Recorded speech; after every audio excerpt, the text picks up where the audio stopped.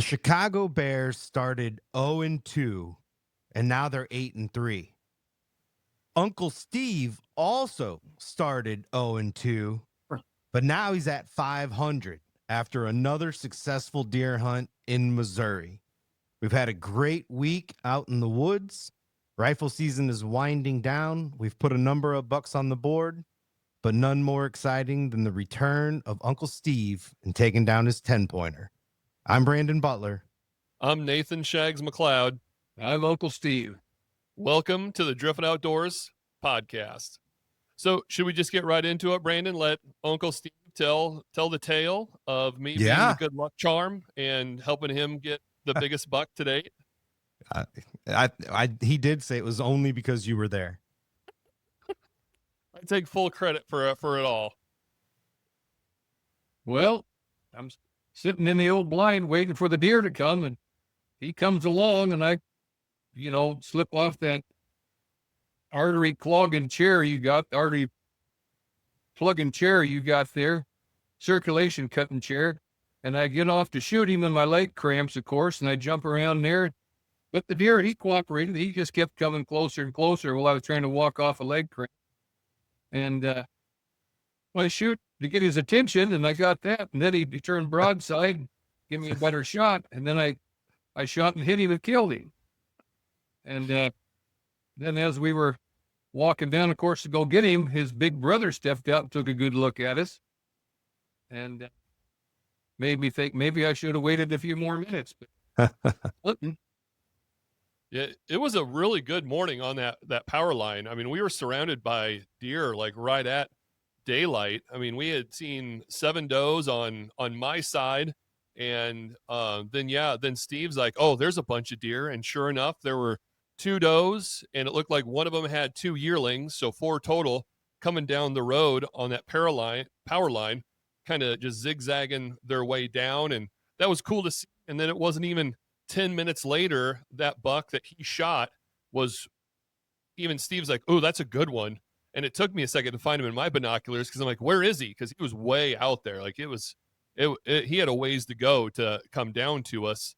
And I'm following him in the binoculars, and Steve does try to go get ready and gets down and everything like that and has a big cramp. And I thought it was pretty funny. Like, he's apologizing to me. Like, "I'm sorry, Nate, I can't do this. My leg's cramping." Like, you don't have to apologize to me, man. Stretch it out. He's still 300 yards away.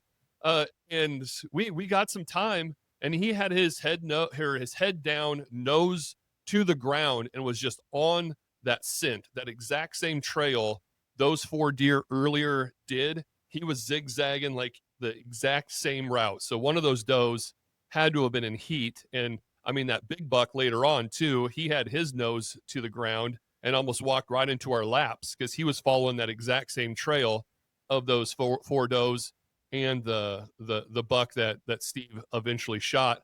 And the funniest part was, I'm watching him in my binoculars. I'm still thinking Steve is stretching his legs, getting himself ready. And all of a sudden it was like, boom! Like, it startled me. I wasn't ready. And I was like, "Jesus, Steve." I'm like, no warning, nothing. I was like, I couldn't tell if you hit it or not. It spooked me too much.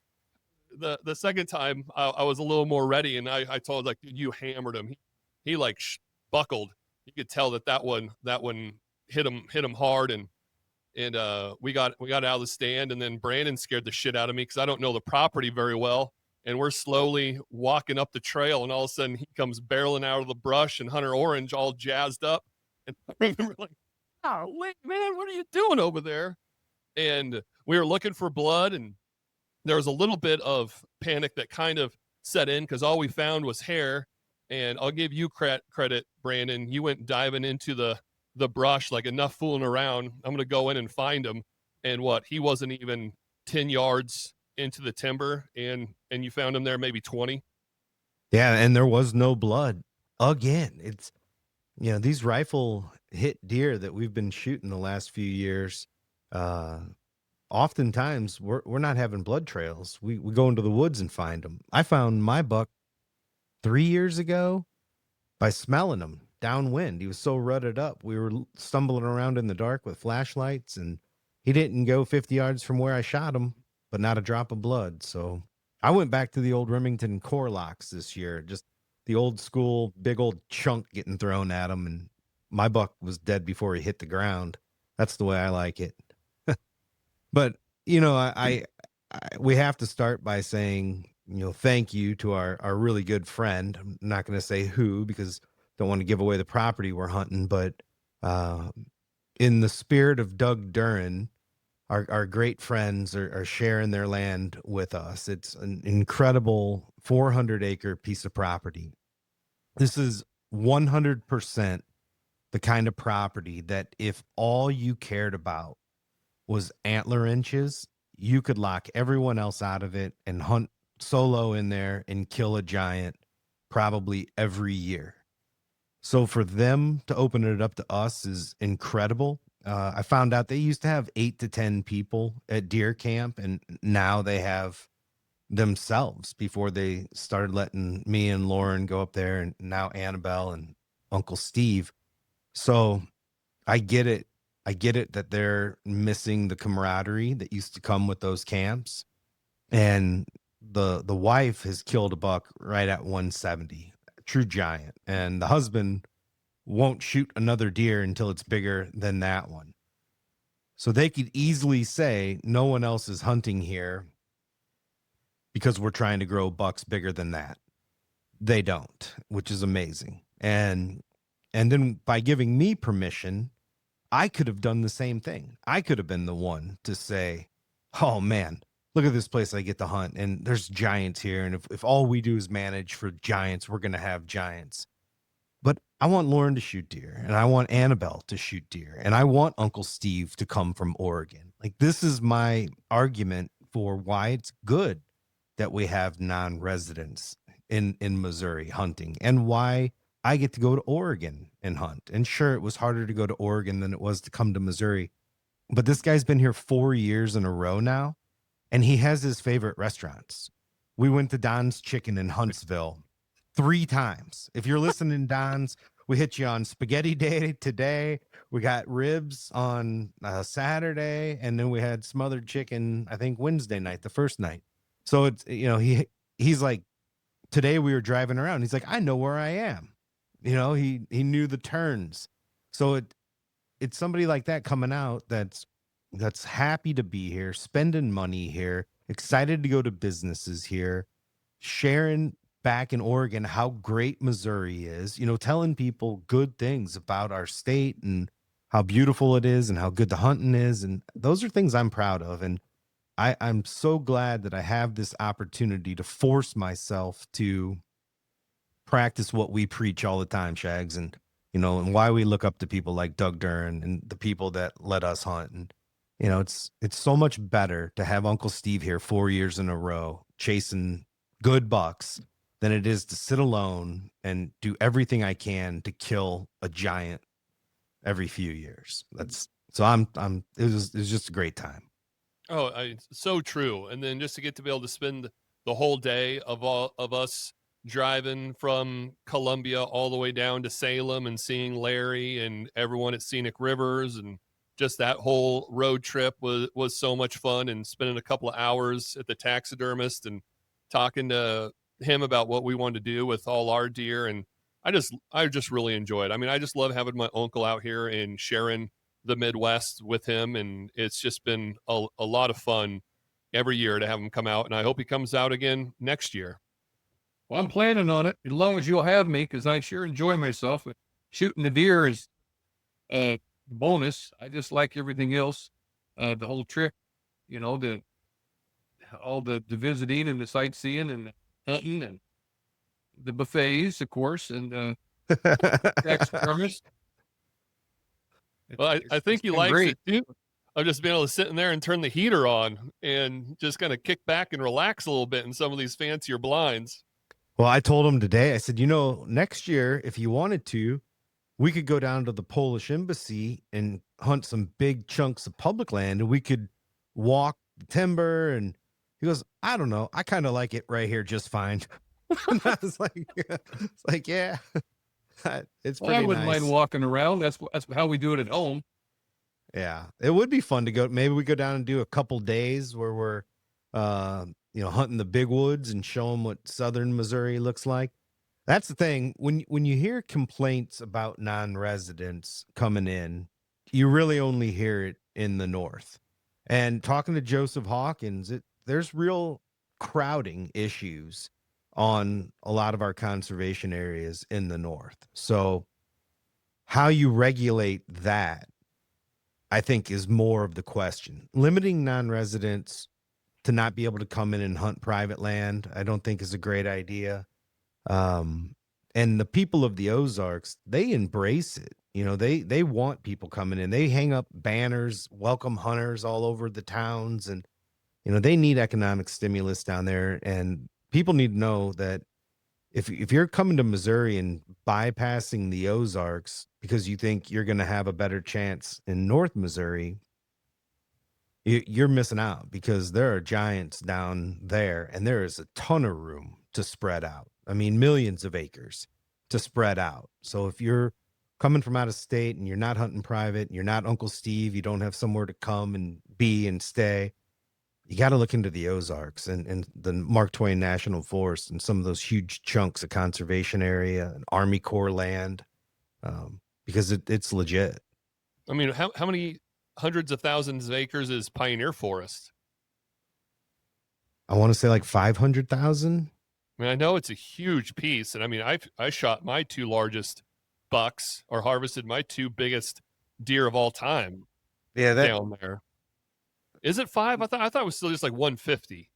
Yeah, I'm looking that up. I think it is. I think that's pretty far off. Yeah. I wanted to say it was like 145 is what comes to. But comes it's to great. mind. And if anybody wants to hunt there, message me. I'll give you the address. Yeah, we'll Where to go. we'll drop some pins for you for Yeah, sure I'll down send you there. some trail cam pics and some pins. Yeah, we'll get you back in there in some good spots for sure. So Steve, what's been your favorite part of this trip so far? Well, you know, I like seeing all you guys again, although I was just here seeing y'all at your wedding, but just a few weeks ago. But I like everything. You know, the hunting is a bonus. I like meeting with the property owner and visiting with him and his wife. And I like going down to the taxidermy shop and looking at all the big bucks that come in there.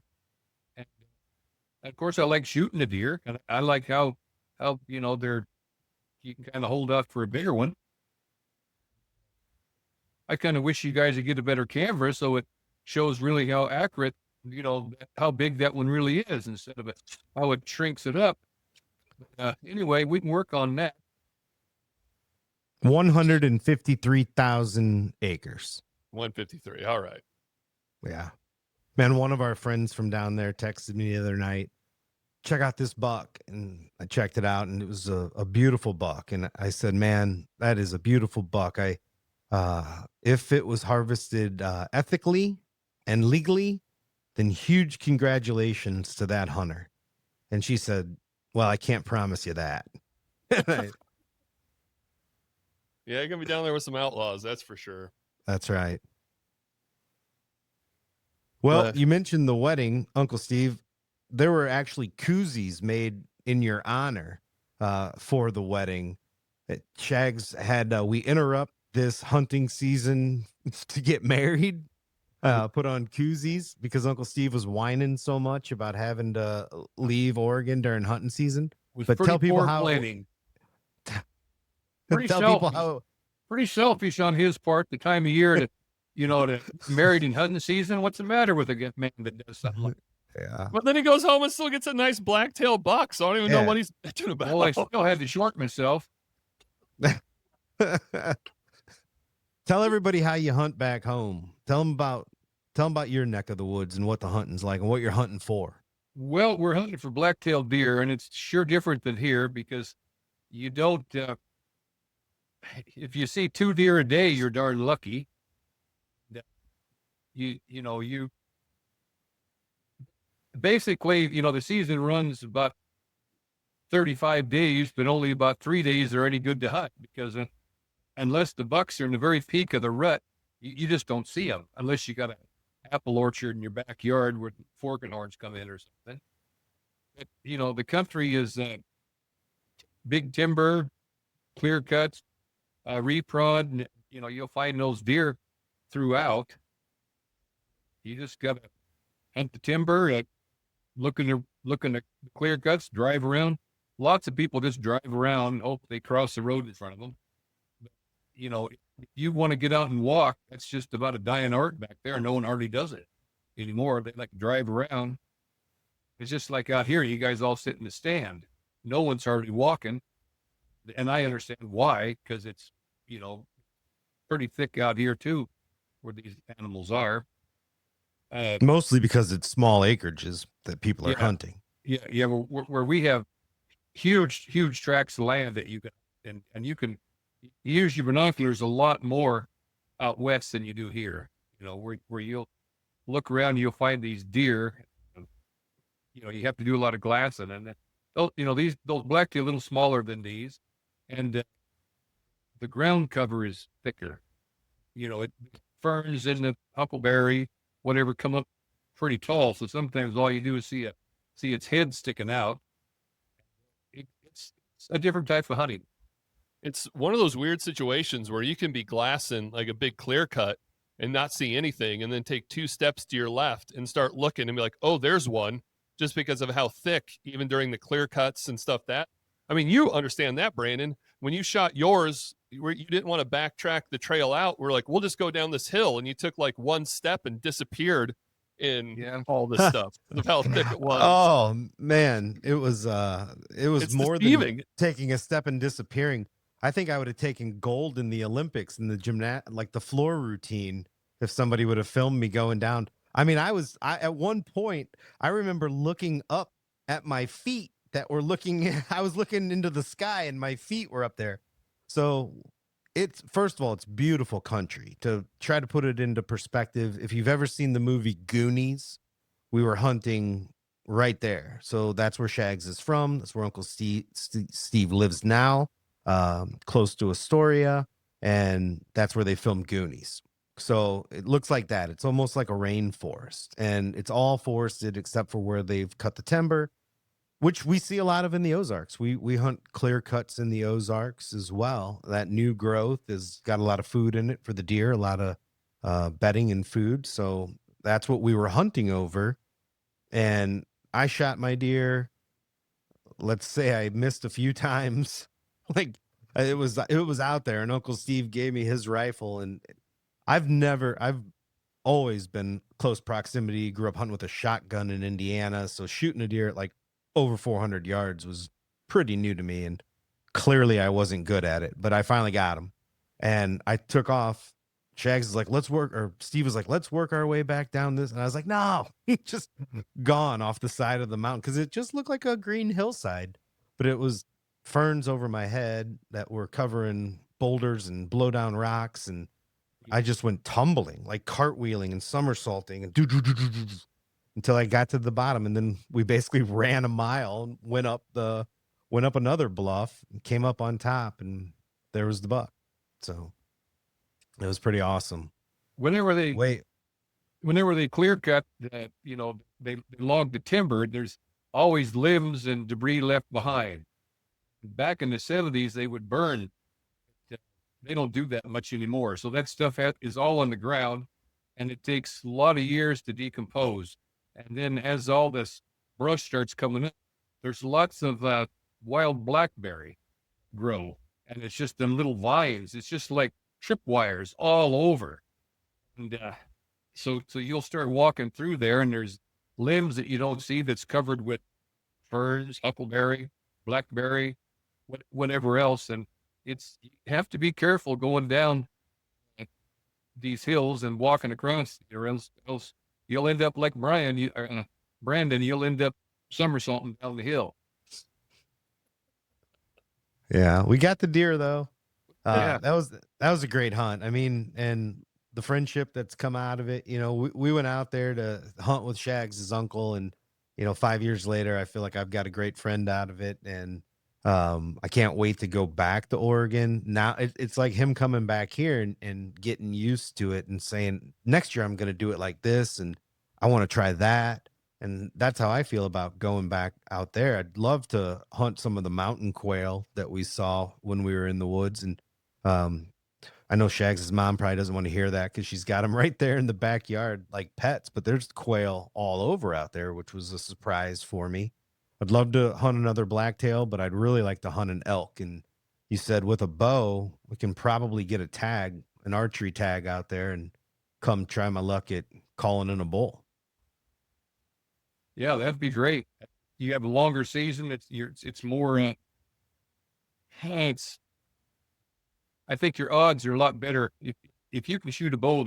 Your odds are a lot better of getting the elk with a rifle. And then Get there's away the from fishing. people. So most of our listeners know that Shags' dad passed away this year, Larry. So Uncle Steve is Larry's brother. And between the two of them, hunting and fishing was covered. Larry definitely had the boat and he took us out Dungeness crab dipping. We couldn't get out of the harbor because the sea was just too, well, the river mouth was just too rough. But now Shags' brother Noah has the boat, and it's like I really want to do that. I want to complete that trip the way we started it, and maybe we could even get Rudy to go with us and get Uncle Steve to jump in the boat. But I want to go back and fish the river now that I've gotten to know Brad Brooks a little bit, Oh yeah. and shout out to Brad and to Uncle Steve's son-in-law. Can't think of his name. Is it Jeremy? Josh. Josh. And he says those two guys are as good as any guide on the river when it comes to catching fish. So he's like, because I said if we came out and got an outfitter, if we tried to do a podcast with somebody or got an outfitter, would we catch fish? And he explained that it's all relevant to whether or not the fish are there. If the fish are there, he said Brad and Josh can catch just as many as any of the outfitters in that area. So tip of the hat to you guys. Well, and it's funny too, how like we love all the guides out here, Chris Nelson and Blake Harris and Michael Collins and all that. But get on Billy the Smith. Columbia, yeah, Billy Smith, all of them.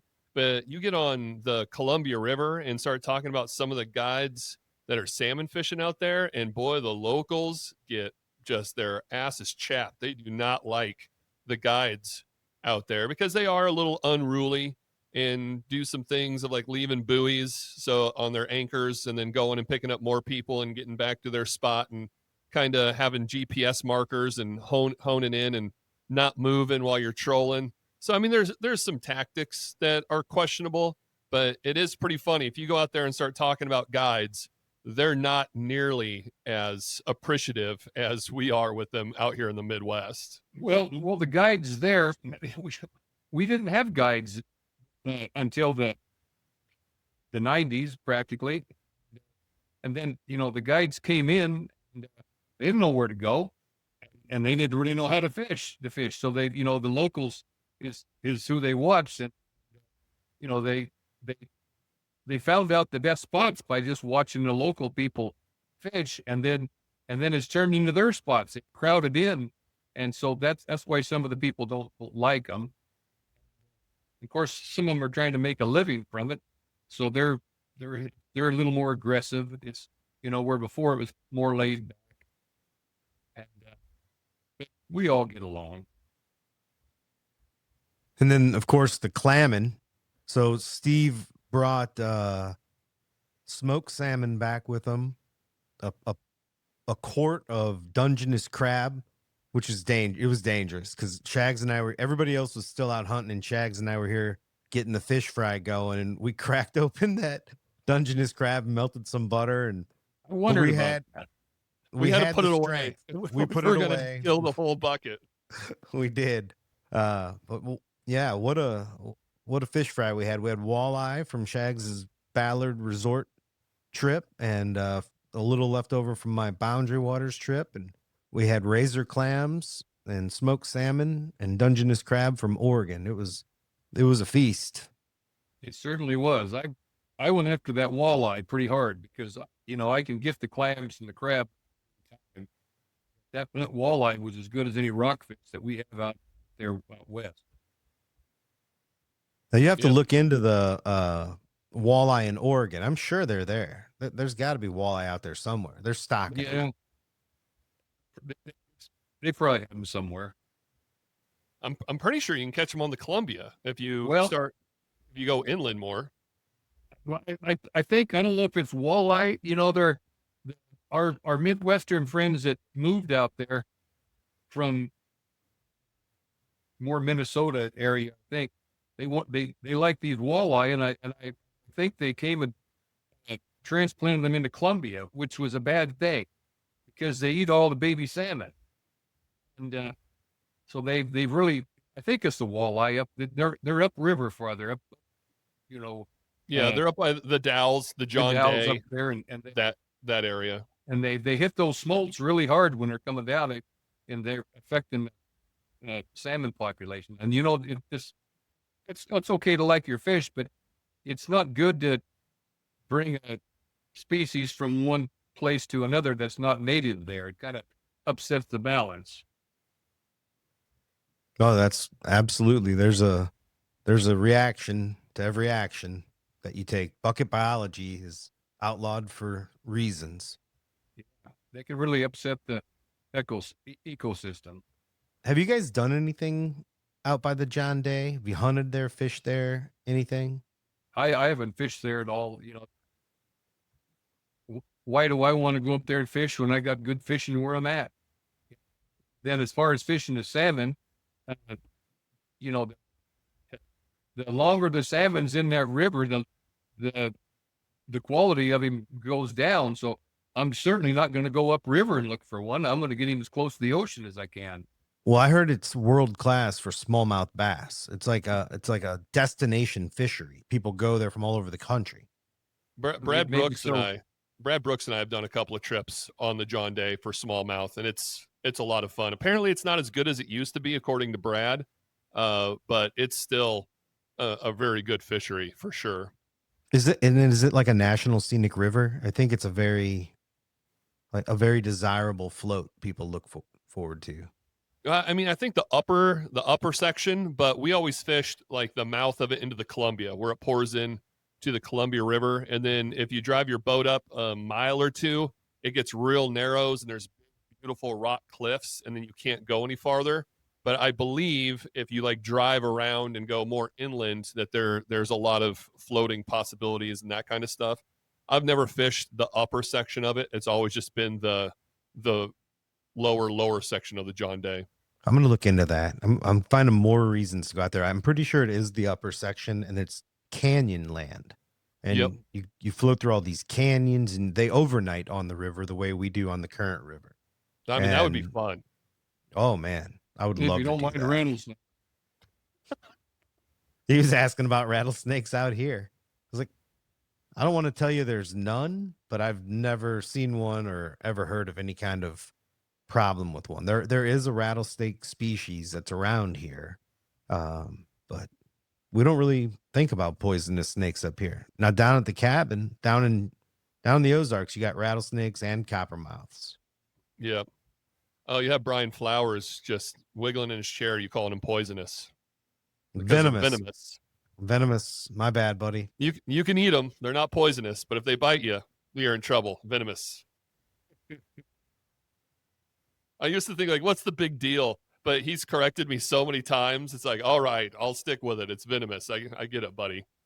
I don't want to be out here giving you misinformation. But- Well, I'm not a snake fan. I like, that's why, not that I like the cold, but when I'm out here, I figure it's cold enough. You found a snake, you could use him for a tent. So I'm not worried about him. But you could almost hunt in a short sleeve shirt sometimes this week while you were here. But you did get cold a couple of mornings. I did get cold. It wasn't that warm for me. It cooled down a little. It was Well, go ahead. Go ahead. Oh, I was gonna say I was kind of surprised just with the hike to get in there, and then he was a real big fan of your ladder going up into that stand too. Well, yeah. That's He- nice construction there. Steps 4 feet apart. He had a lunge up to the next one. Man, I'm 5'9". I have no trouble getting in using that ladder. But yeah, he must not bend as well anymore or something. I He don't said bend so well anymore. If I fall off, I don't bounce as well anymore either. Yeah, he said I built that ladder for you, clearly, Shags. Yeah, he clearly is. I don't know how them little girls can get up and down that thing. He's so disappointed. He's not mad. He's just disappointed. I'm not going to lie, getting out of it, like I was a little concerned. I was like, the step's got to be there. Where is it? And I just had to keep going and going and going. I was like, oh, there it is. Tippy toes. Next year, when you come back, you're not going to be able to get your boot between the rungs. There's going to be 37 steps on an 8-foot ladder. I probably couldn't have made it up there that first year. I had to have so many clothes on to keep warm. I couldn't have possibly lifted my leg up high enough to hit the next rung on that thing. Dude, it's wild compared, like just from the first time you came out here to where we are now, weather-wise, of it being like an Arctic blast, like sub-zero temperatures, not prepared, don't have the clothes for it, to now where, I mean, I shot mine on opening day on in a cutoff sleeve collared shirt because it was 75 degrees out. It was wild. Well, I went down there to Bass Pro and I bought the warmest stuff they got. By the time I put it all on, I should be able to sleep out there. You look like the kid from the Christmas story. Just with all the layers on, waddling your way out to your deer. Look like that. He came late. He came late in the season, and it was freezing cold, and I only had the land at that point. My house wasn't here yet. There was nowhere to go to really warm up. It was a lot's happened in the 4 years since he started coming out here. It's changed quite a bit. It has. Now, I did want to bring up, because I want to read a message too, but I got a kick out of you telling the story, Steve, that you actually got recognized, or people know you now in our really small town. I mean, they always knew you, but now you're becoming podcast famous as well, that you can't even go to the grocery store without people asking you about being on the Driftwood Outdoors podcast. Well, that was in Claskeneye. Yeah, that's what I'm saying. Back town home. 1700, a place that you grew up in, getting to be even better known as being a member on the Driftwood Outdoors podcast. Yeah, that really caught me off guard. I mean, the family and close friends, are fans and watch it, but for, to have somebody else, a friend that I didn't think that person, even watched that kind of stuff. First, their sons are avid hunters, fishermen, but, that really caught me off guard going to the grocery store and having somebody make a comment about that. We're going to start selling Uncle Steve t-shirts in Claskeneye. I got to get on the paid pro staff into this then if I'm, bumping the ratings up a little bit here. Well, you'd be the first then. We're barely paid pro staff, and it's our I wonder how famous Paddle Don is in Oregon. Oh, man. Well, Brad Brooks was out there, and that's the first thing he said when I saw him. He's like, is Paddle Don coming? Do I get to meet Paddle Don at the wedding? So he's definitely becoming famous out there as well. But I got a real nice message from my cousin's husband. I want to give him a shout out, Nelson. He said, I hope you're doing well. Wanted to let you know I really enjoy listening to your podcast. I like hearing the stories about your dad. I have similar stories with my dad, so it's cool to hear. And he goes, I just asked, I appreciate that, man. How's everything going? All is well. I'm sitting at the airport in San Jose waiting to get on the airplane to go back to Seattle, listening to your hunter story. The Lieutenant Dan Buck killed me, laughing face emoji. But it's, again, to that credit is you kind of forget we record these every single week, and it's just kind of you get in the habit. It's something we've done for 322 weeks, and you kind of forget that people actually listen and tune in and enjoy it and take things away from it. And it just, those are nice messages to get. And I know he listens. So Nelson, I really appreciate you listening. I hope you and Abby and the whole family's doing well up there in Seattle. Yeah, that is super nice. And it's always nice when somebody takes the time to remind you that people are listening. So, pretty neat to think there's somebody sitting in San Jose, California this morning listening to the podcast. Yeah. You never know. And every week getting the statistics of who's listening and where, there's always wild places. Like you had 5 listens in India. Like what? There's 5. Like, I know it's only 5, but why are you listening in India? And God, wasn't there one time, Brandon, we were like the #1 outdoor podcast, like in Mexico for a week or something? Yeah. It was after I shot my Gould's turkey down there and finished the Yeah. World Slam. We were number 2 in the outdoor category in Mexico for a while. Number 2, So that's what it was. Yeah. I've always loved Mexico, man. Like shout Viva la Mexico. Like keep listening. Oh, Well, speaking of other countries, Uncle Steve and I talked quite a bit about Africa. He's a world traveling hunter as well. Um, you think you're gonna go back? Well, I'd like to go back someday, at least for a sightseeing trip. But I'd like to hunt. We made good friends over there, and I really enjoyed the hunting over there. For one thing, you don't freeze to death like you do in Missouri. It's not the weather's way nicer, and I just love the kind of hunting. You don't have to get up at 5 o'clock in the morning to go up to a stand. Not that it's okay for all that. The way the hunting is over there, you sleep in a little bit and have a nice breakfast because the animals don't start moving good till it gets hot and they get thirsty. So the late morning is the better hunting. And anyway, you get to see all types of animals. It's just a wonderful place. It is interesting to think about somebody like both of you two who grew up where tree stands weren't the thing.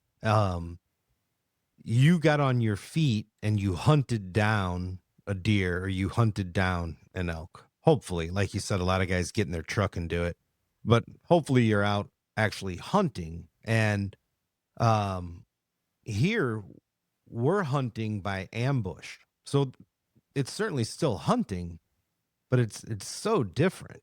Like when you actually sit and wait. So all of your strategy has to come into play so that deer will come by where you're waiting for them, as opposed to having the strategy of using your legs and eyes to go find them. It's Yeah, you have to watch the wind and you have to, try to be very quiet. It's all spot and stock.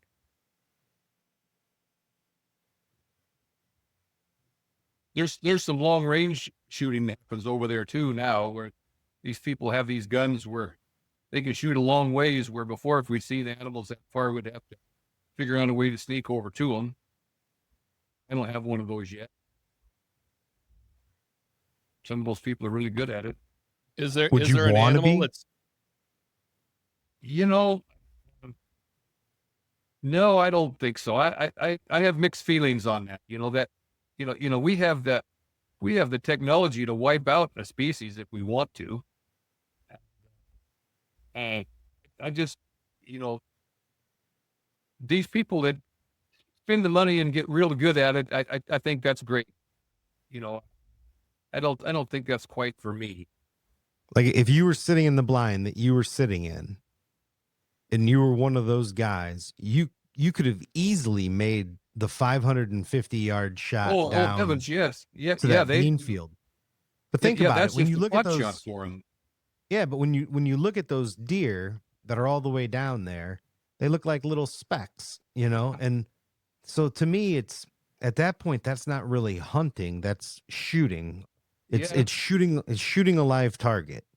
yeah, And that's not what I'm in it for. I mean, again, I'll shoot a steel target at 1,000 yards and have a blast doing it. I like shooting, but at that point, I feel like you're kind of taking the hunting element out of it. None of the senses that the deer can use can be used against you beyond 500 yards, right? They can't. yeah, They're not smelling you. They're not hearing you. They're not seeing you. You're just shooting a live target. yeah. That's what I think too. I have mixed feelings on it about how fair it is. Yeah. It's cool to be able to shoot like that. I'd like to have a gun that can do that. I'd like to be dead on, at 1,000 yards. That'd be awesome. But I don't want to shoot a deer that way. is there an animal that is still on your bucket list that you haven't harvested that's in Africa or anywhere in the world? Well, I'd sure like to go to Kodiak Island and hunt them black-tailed deer. I'd love to do that. Like to get another big elk some. As far as Africa, the the lions, the rhinos, the elephants, all the huge big money stuff. Not that I'd want to shoot one of those things. That's way up, way above me. But I could go back and shoot the spiral horns one and stuff. I really like them. How about you, Brandon? Yeah, we were talking about that. If I went back, I'd want to shoot the spiral slam. Josh Lane got 3 of them on our trip. The kudu, I'm gonna get it wrong. The kudu, the Nyala, is it the bushbuck and Elin? I think that's it. Elin might be on there. Impala might be on there. I'm not sure. It's not the Impala. I've got an Impala, but I think it's the Elin Nyala. Yeah, but anyways, I'd like to get a kudu for sure. That's my number one. I would love to get a kudu. And I'd like to get a male Cape buffalo. I killed a female Cape buffalo, but I'd like to get a male as well. Yeah, I don't really have an interest in. I don't have a big interest in the cats. Again, I'd never be able to afford a lion, or probably never afford a leopard. But I have nothing against it. I think it's cool, but I'm just not interested. I like plains game. Yeah, that's what I like too. But I'd go back in a heartbeat. I thought the culture was great. You said the weather was great. The people were great. I enjoyed it very much. Well, it's on the other side of the world. Even looking at the sky at night is different. It's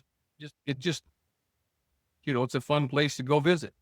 When you fly out of Portland to go to Africa, do you go west? We go east to Atlanta. Really? And then from Atlanta to Johannesburg. So it's still shorter to go that way. Huh? Okay. Man, how long a flight is that? 22 hours. Yeah, we did about 30 hours because we went from Colombia to Dallas, Dallas to London, London to Johannesburg, Johannesburg to Port Elizabeth. You took the scenic route. Yeah. Yeah. Took their time. Yeah. I mean, I'd love to go down and fish for like the tiger fish, but I just don't know if it's worth a 30-hour flight to go down there and chase those toothy critters. Man, I'm always, willing to take the cheap seat on a plane. I just feel like I can tough it out, get through it. And we took cheap seats on those flights, and you do not want to do that.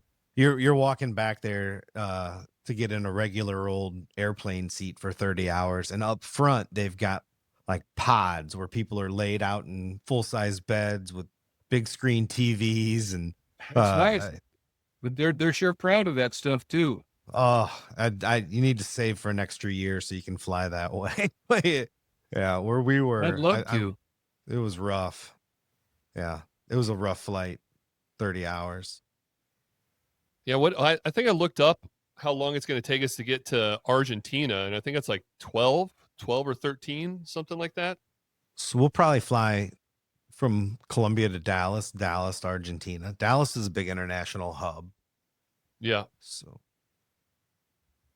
Yeah, I'm excited for that trip. Go chase some gold Dorado. Are we flying into Buenos Aires? Yeah.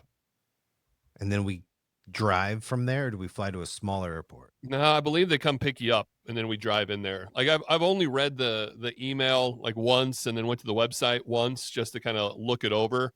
And I've been focused more on the honeymoon, going to St. Lucia, that when we get back, I'll start focusing my attention on that trip and getting it all squared away. Because I was even talking to Flanner today. He was asking me about the fly rods, and he wanted to buy one on Black Friday, and how the ones that I have and what I'm bringing. So I need to do a little more research on the proper line and the things that they suggest that you bring. It's all on their website. I just got to look into it a little bit more. Jeff Trigg, if you're listening, we need you, Jeff Trigg. Please. Obi-Wan, we need you. You're our only hope. You're our only hope, Jeff Trigg. Oh, that's too funny. But man, let's go back to talking about the big bucks that we were seeing down at Scenic Rivers. Like everyone is talking about how MDC's killed all the deer. There's no deer in the state of Missouri anymore. It's MDC or the out-of-staters. 0 deer. No one's seeing deer. Nobody wants to admit that it was a summer day and like damn near 80 degrees on opening weekend. But my goodness, you go down there and they legitimately had what looked like a Christmas tree of antlers there waiting to be processed. Like it was a massive pile and some brutes, some just straight up giants, deer of lifetimes. And Well, a we lot of didn't even raptors too. Yeah. we didn't even mention the one that we took with us.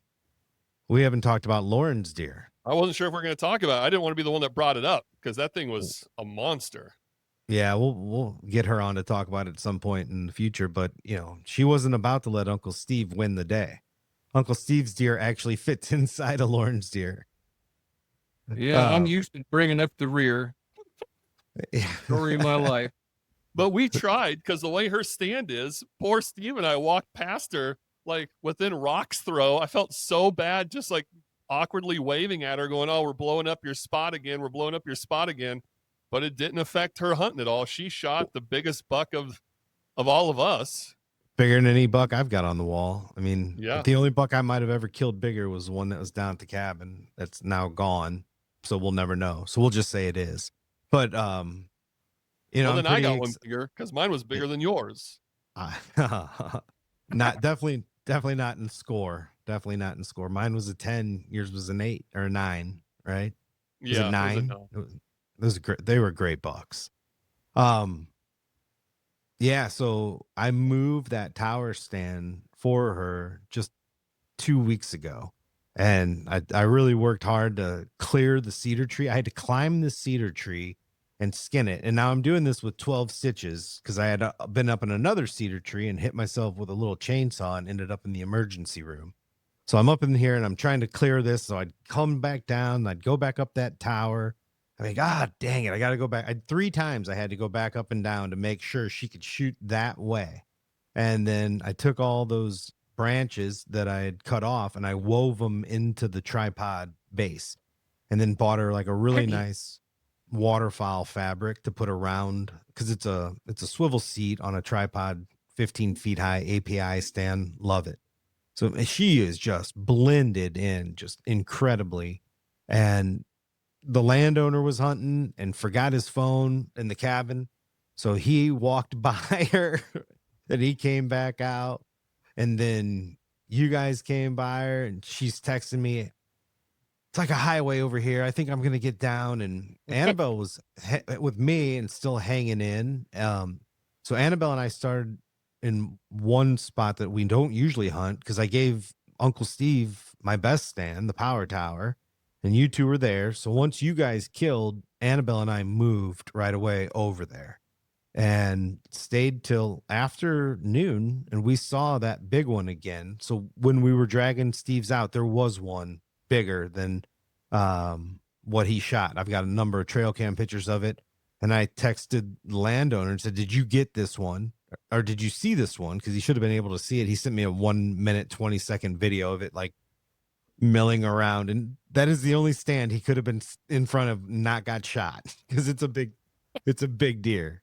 And so Annabelle and I hung till noon, and that was the plan. Then it was getting so good, we said we're gonna wait till 12:30, and Lauren was like, okay. And then she shot at 12:15, so she killed that giant at 12:15. He came out of a small track of timber that you wouldn't have expected him to come out of, and she said she just looked up and he was standing 200 yards away in the bean field, and she dropped him, and oh, what a thumper, just absolute thumper. So we haven't released any pictures yet. We will, but for Uncle Steve's deer, my deer, other deer, you can go on the Driftwood Outdoors Facebook page and see those deer. Well, mine's got the same genetics as hers, because you could tell by that double eye guard or whatever it is, the same horn configuration. Just he's the little brother. Yeah, I think hers is at least 4 years old, probably a 5-year-old. Yours is a 3-year-old, I think. So it definitely looks like the same genetics, 100%. Oh yeah, for sure. It looks like the genetics of the one she's got on the wall that she killed up there a couple years ago too. So again, it's a big enough property to hold deer, especially during firearm season. It's so thick. There's so much cedar in there. That's not a great thing, but it's great for the deer having a place to hide when shooting's going on all around. It's not great habitat the rest of the year. They're not hanging out in those cedar trees in early October, but when the war happens, when the Orange Army rolls out, they come screaming in there. And again, just kudos to, the people that let us hunt there, because everybody's getting great deer. And that's the other thing. We were down there at Scenic Rivers, and I wish I could remember the fella's name that works in there with Larry, but just an awesome guy from down in that part of the world. And we started talking about that. He said, "Isn't it just crazy how many big deer there are today?" And I said, "Oh man." I go, "Well, you've been working here forever. Like, what's it like now compared to then?" He said, "It gets better every year. Like, the deer just keep getting bigger every year." And especially down there in Dent County, Shannon County, Texas County, that area that is notorious for, a lot of deer getting killed, both legally and illegally. And he said that they just keep getting bigger and bigger every year. So yeah, it's pretty wild, man.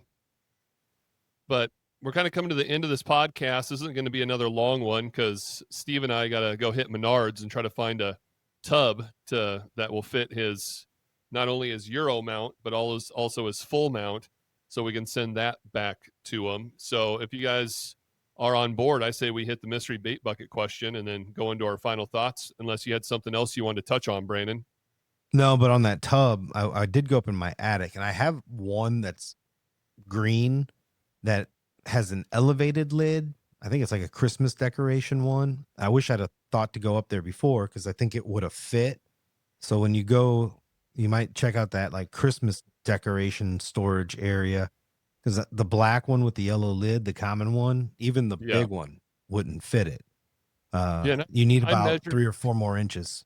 Yeah, I measured it that it's got to be at least 23 inches deep. So I'm going to keep that in mind when we go look for one. But there you go. Mystery bait I'm bucket. saying, that thing's a lot bigger than the picture's showing.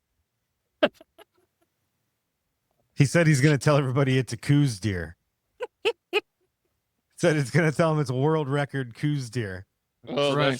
That's too funny. Well, Steve, you've been on this podcast long enough. You know what the mystery bait bucket question is. And if you're new to the podcast, welcome. We like to wrap up all the pods with a random question submitted by you, people that listen to the podcast. So if you have a question, very rarely does it have anything to do with the outdoors, you can submit it by emailing us, info@driftwoodoutdoors.com. Or you can also send us a message on Facebook or Instagram, Driftwood Outdoors, or leave a comment in this YouTube video. We're on YouTube, Driftwood Outdoors TV. This comes from Michael Booth. If you could spend a week living anywhere in the world for free, where would you go? So it sounds like a week vacation. If you go anywhere in the world for a week for free, where would you go? I have an idea. Well, I'd have to go somewhere warm to keep my wife happy. But if it was just me alone, I'd go up to Alaska somewhere and kick around. I'd find somewhere really warm to treat her.